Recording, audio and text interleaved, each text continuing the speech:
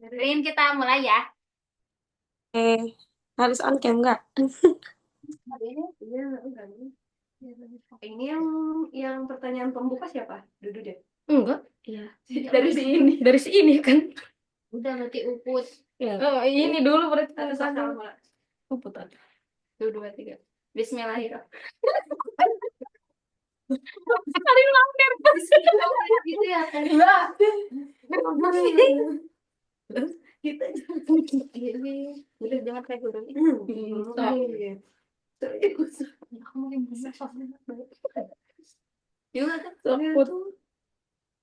Udin. Ya, assalamualaikum warahmatullahi wabarakatuh. Waalaikumsalam. Teh Karin, perkenalkan kami dari mahasiswa UIN Bandung, jurusan Pendidikan Bahasa Inggris. Nah, semester 6. Di sini kami akan mewawancarai Teteh, Miss, Miss Karin dengan pertanyaan-pertanyaan yang sudah kami list sebelumnya tentang seputar English yang assessment untuk English yang learner. Nah, Sebelumnya kami ucapkan terima kasih kasih untuk banyak kesempatannya. sudah meluangkan waktu di tengah kesibukannya. Ya, Terima sama. kasih. Mungkin langsung saja ke pertanyaannya ya. Iya, kita nyebutnya Miss aja kali ya Teh. Miss, Miss Karin. Oke. Miss Karin bisa diceritakan sedikit tentang latar belakang Miss sebagai guru bahasa Inggris untuk young learner? Boleh. Tentu kalau misalnya harus saya ceritakan, saya bukan guru bahasa Inggris sebenarnya, cuman karena di SD, jadi satu wali kelas itu memegang semua pelajaran termasuk bahasa Inggris gitu. Saya berusaha menirukan peran seorang guru bahasa Inggris itu untuk anak-anak dengan cukup baik. Kalau saya bayangkan mungkin dari latar belakang bukan dari jurusan bahasa Inggris sendiri ya, cuman ada pengalaman dari dulu terus pernah ikutan les bahasa Inggris juga gitu. Dari dan saya sangat menyukai pendekatan pembelajaran yang menyenangkan dan interaktif karena kan dari tahun kemarin itu anak-anak tidak belajar bahasa Inggris sama sekali di kurikulum yang sebelumnya. Baru ada di tahun kemarin kurikulum Merdeka. Jadi harus memulai dari nol lagi bagaimana caranya agar anak-anak tersebut tuh bisa menyukai bahasa Inggris tersebut dengan menggunakan lagu yang harus metode-metode yang menarik agar mereka itu menyukai pelajaran bahasa Inggris tersebut.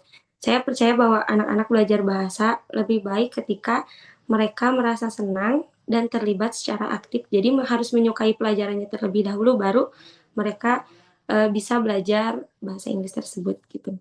Dan cara saya yang paling utama itu mengenalkan dengan lagu-lagu gitu. Karena harus mulai dari nol. Gitu. Ya. Ya. Berarti masih kayak adaptasi gitu ya, Miss? Ya, Soalnya yang sebelumnya karena emang nggak ada bahasa Inggris. gitu. Oke, langsung aja ke pertanyaan selanjutnya. Oke, Miss, kalau boleh tahu, sudah berapa lama Miss mengajar bahasa Inggris untuk level young learner? Kalau untuk lama itu belum terlalu lama ya, baru dari tahun kemarin, mulai pas awal kurikulum Merdeka. Gitu. Baru 2 tahun berarti mau sekarang, mau ke 2 tahun. Sebelumnya Miss ngajar di kelas berapa yang Kelas, learnernya? kelas 4. Kelas 4. Oke, pertanyaan selanjutnya Miss. Bagaimana pemahaman Miss tentang asesmen dalam kurikulum Merdeka, khususnya untuk pembelajaran bahasa Inggris di kelas Young Learners? Asesmen dalam kurikulum Merdeka itu menekankan pada asesmen formatif dan diagnostik yang dilakukan secara berkelanjutan kalau untuk asesmen serta asesmen sumatif yang dilakukan pada akhir pembelajaran. Itu mungkin kalau untuk asesmen. Terus Miss, apa perbedaan utama antara asesmen dalam kurikulum Merdeka dan kurikulum sebelumnya? Tentu berbeda mungkin ya, setiap kurikulum itu ada asesmennya tersendiri. Kalau pada asesmen kurikulum Merdeka sekarang itu menekankan pada asesmen formatif, jadi lebih besar pada fokus pada asesmen yang lebih konferensif bagi siswa. Tetapi kalau misalnya kurikulum yang sebelumnya itu lebih menekankan pada asesmen ujian tertulis kayak gitu. Kalau untuk perbedaan asesmennya. Mungkin kalau untuk kurikulum Merdeka kayak lebih banyak praktiknya gitu ya, Miss? Ya, jadi lebih banyak kegiatan eh, langsung tuh buat anak-anaknya tuh. Ya. Kalau yang tahun sebelumnya mah banyaknya ditulis Ujian. gitu biasanya. Oke. Oke, untuk pertanyaan selanjutnya, bagaimana Miss menyesuaikan alat asesmen dengan karakteristik dan kebutuhan siswa yang berbeda-beda? Kalau untuk menyesuaikan alat asesmen tersendiri, mungkin kita harus harus mempunyai strategi atau langkah-langkah tersebut, kayak memahami karakteristik dan kebutuhan siswa terlebih dahulu itu mungkin ya. Terus mendesain asesmen variatif dan fleksibel. Yang kedua, dan yang selanjutnya menggunakan asesmen formatif secara berkelanjutan, lalu menyesuaikan level kesulitan anak. Jadi di mana letak kesulitan anak itu kita harus tahu. Jadi bagaimana harus menyesuaikan pembelajaran itu dengan kemampuan anak tersebut. Itu mungkin. Lalu, apakah Miss mempertimbangkan gaya belajar siswa, misalkan kayak visual, auditori, atau kinestik, saat merancang asesmen? Dan bisa diceritakan contohnya? Ya, saya tentu sangat mempertimbangkan gaya belajar siswa tersebut dari visual, auditori, kinestik dalam merancang asesmen. Tujuannya agar setiap siswa adil untuk menunjukkan pemahamannya sesuai dengan cara belajar yang paling efektif bagi mereka. Contohnya mungkin eh, pada siklus air kalau di IPA itu ya, kalau di IPA gitu. Untuk siswa visual mungkin saya memberikan asesmen berupa mind map atau di bahasa Inggris karena kan lagi pembelajaran bahasa Inggris ya.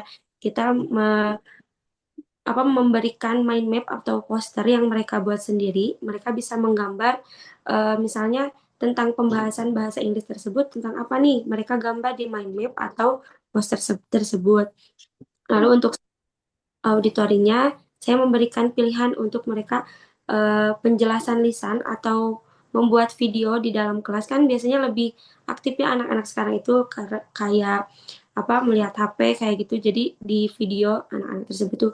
Terus untuk siswa kinestetiknya mungkin menyediakan beberapa asesmen berupa simulasi sederhana, eksperimen kecil di rumah kayak gitu. Itu untuk kegiatan nyatanya. Jadi dengan cara ini tuh mungkin menilai kita tuh hanya bisa tahu pengetahuan mereka itu sejauh mana dan jadi pemahaman mereka tuh sampai mana nih sejauh mana udah tahu karena kan baru mulai pembelajaran bahasa Inggris jadi harus lebih banyak kegiatan nyata.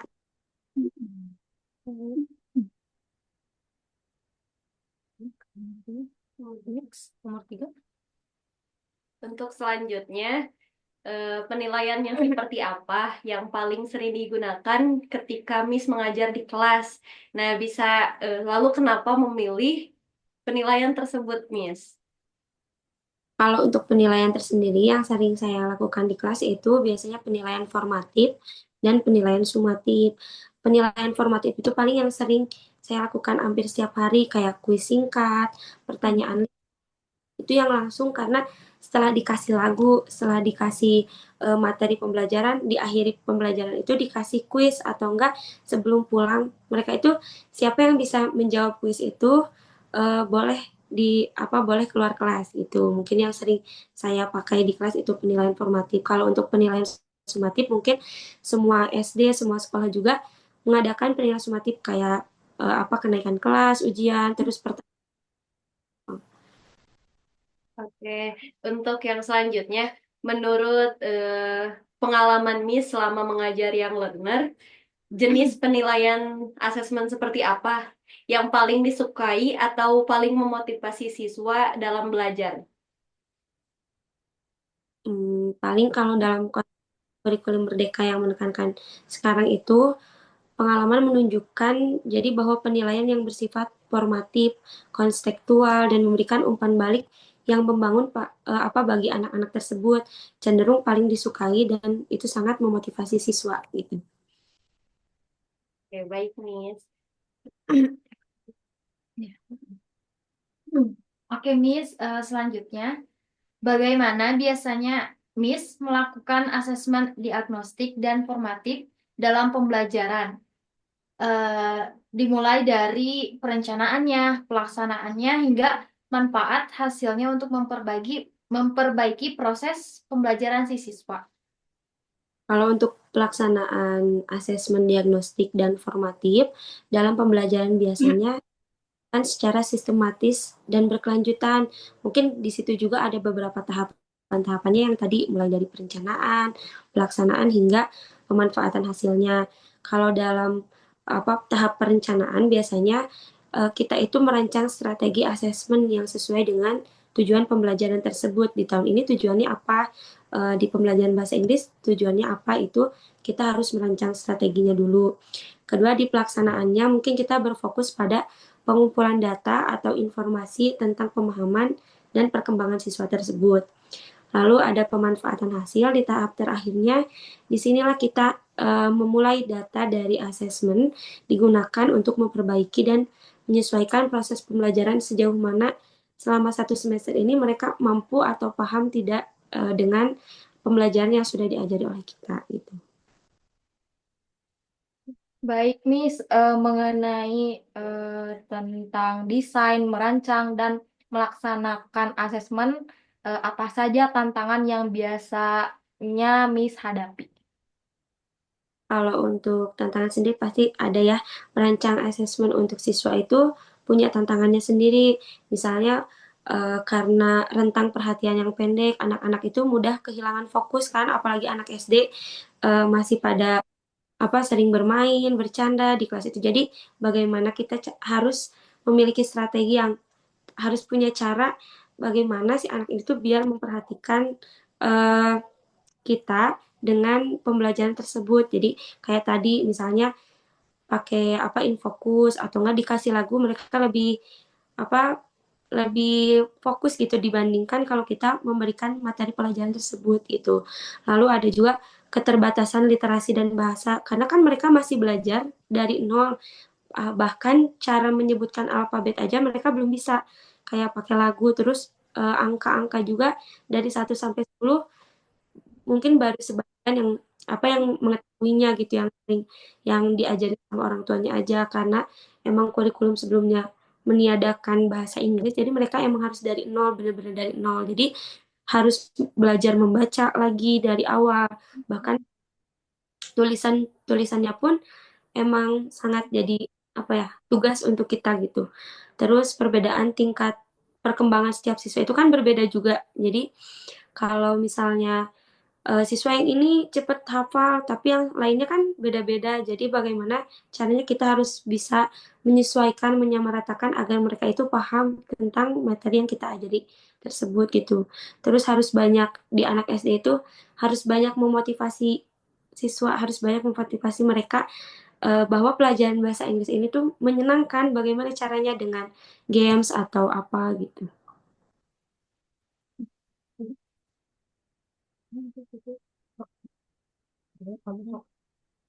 Mungkin udah, Miss. Alhamdulillah, kita sudah melaksanakan interview singkat mengenai tugas di UIL ini ya.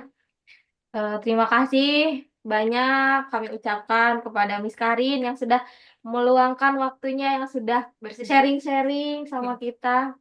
Terima kasih banyak, Miss. Terima kasih banyak, Miss. Mungkin kita foto dulu. Iya, dokumentasi. Sok, Apa dari katanya? Wah, masih ada yang kurang, maafin ya. Gak apa-apa, keren Semoga banget, ada, Bang. Miss. Keren. Salam buat mama kamu, Rin. Iya, siapa? Kangen pengen ke Ayo, Pangalengan. ini main ke Pangalengan. Oh, si Ami kemarin ngajak. Iya, Ayo kasih Karin, cina. Lihat ya ke sana ya. iya sini. Oke, 1, 2, 3. Lagi 1. Satu, dua, tiga. Guys, pura-pura lagi interview. Oke, sok. Karin pura-pura ngomong ya, Rin. Ngomong. Biar kayak ini. Dok, Ya, gimana? gimana? Oh. Dah. Udah. Karin, makasih banyak.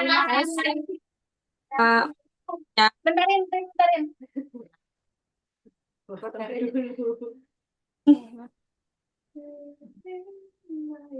Kudu ngapalkeun berarti ya. Udah ditanya-tanya. Dadah gitu ya. Ya. Satu dari Karin, makasih banyak. Dadah. Ketemu lagi. Ah. Dah. Nah, Oke. Udah.